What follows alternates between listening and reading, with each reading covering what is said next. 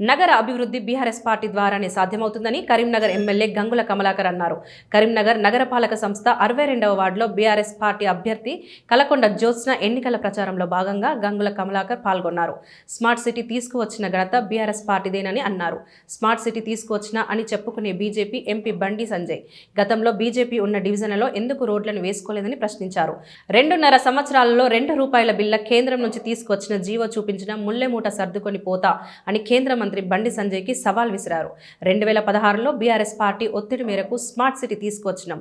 2016 నుండి 2019 వరకు నగర రోడ్లన్నీ అభివృద్ధి చేశామని తెలిపారు.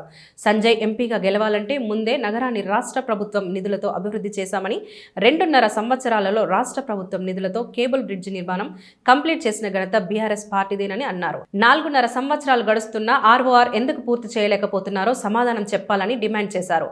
అనంతరం 30 డివిజన్కు చేరుకున్న ఎమ్మెల్యే గంగుల డివిజన్ అభ్యర్థి నక్క పద్మ కృష్ణతో కలిసి ఎన్నికల ప్రచారంలో పాల్గొన్నారు. ఇంటింటికి వెళ్లి కారు గుర్తుకు ఓటేయాలని ప్రజలకు విజ్ఞప్తి చేశారు. ఈ కార్యక్రమాలలో ఎమ్మెల్యే గంగులతో పాటు మాజీ ఎంపీ బోయినపల్లి వినోద్ కుమార్, మాజీ ఎమ్మెల్సీ నారదాసు లక్ష్మణరావు, ఆయా డివిజన్లో బీఆర్ఎస్ పార్టీ అభ్యర్థులు, టీఆర్ఎస్ నాయకులు, కార్యకర్తలు, డివిజన్ ప్రజలు తదితరులు పాల్గొన్నారు.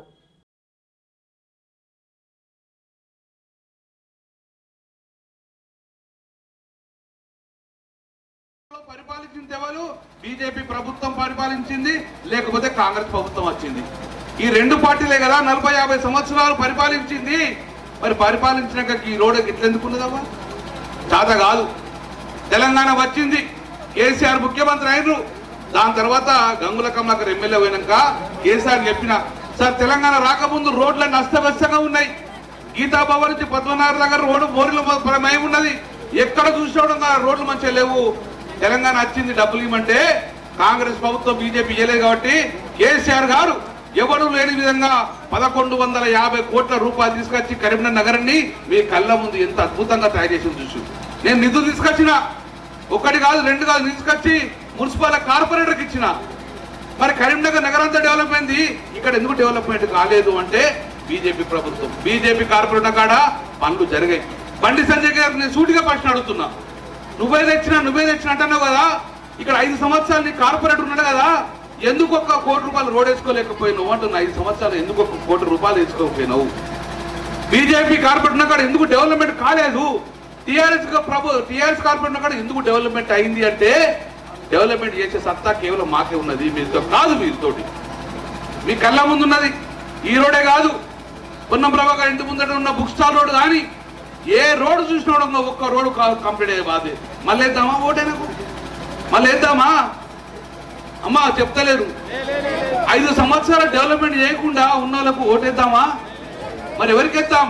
డెవలప్మెంట్ చేసింది పక్క వాటి డెవలప్ అయింది, ఇటు ముందట వాటి డెవలప్ అయింది, వెనక గంధమాధవ్ డెవలప్ అయింది, అన్ని వాటి డెవలప్. ఇది ఒక్కటే డెవలప్మెంట్ అంటే ఇక్కడ ఉన్న బీజేపీ అభ్యర్థి డెవలప్మెంట్ చేయలేదు.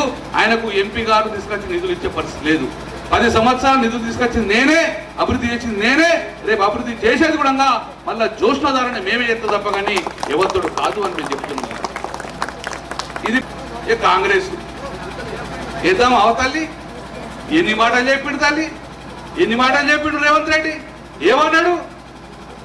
అమ్మలారా అక్కలారా, కేసీఆర్ ని బిడ్డ పెళ్లికి ₹1,00,000 ఇచ్చిండు, ఆయన ఇంటికెళ్ళి ఇస్తాడా? నేను ముఖ్యమంత్రి అయినాక ₹1,00,000 తులం బంగారం ఇస్తాను ఇచ్చిన అర్థాలు ఎవరికన్నా? ఎవరికా తులం బంగారం వస్తే చెప్పసారి?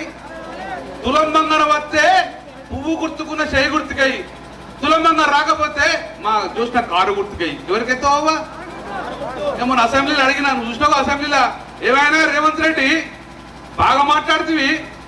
కళ్యాణ లక్ష్మి శాంతిబాబుతో తులం బంగారం ఇస్తాంటి కదా, బంగారం దొరుకుతలేదా అని అన్న, షాపులలో బంగారం దొరుకుతలేదా అన్న. ఏమంటాడు చెప్పన్నా? బంగారం అంటే నువ్వు అదనుకున్నావా? సమ్మక్క సారక్క బంగారం బెల్లం పెడతా, తులం బంగారం బెల్లం పెడతా పెట్టిండదా? బెల్లం ఓ చేయికి బెల్లం పెట్టి నాకు ఇచ్చే పరిస్థితి తీసుకొచ్చిండు ఆయన.